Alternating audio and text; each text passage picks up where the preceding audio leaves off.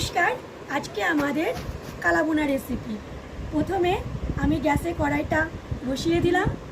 এবার কড়াইটাকে একটু তাতিয়ে নেব, তারপর কাঁচা মাংসটা দিয়ে দেব, যেটা নাড়তে চাড়তে একটা শুকনো লঙ্কা দেব, একটা তেজপাতা দেব, একটু নেড়ে চেড়ে দেব। নেড়ে চেড়ে দেওয়ার পরে আমি এটাকে ঢাকা দিয়ে দেব।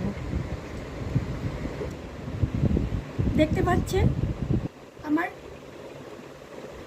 সাদা কাঁচা মাংসটি কেমন লাল লাল হয়ে গেছে। এরকম করে একটু লাল লাল বাদামি বাদামি করে কষিয়ে নিয়ে তারপর নেড়ে চেড়ে ভালো করে নেড়ে চেড়ে আবার আমি ঢাকা দিয়ে দেব।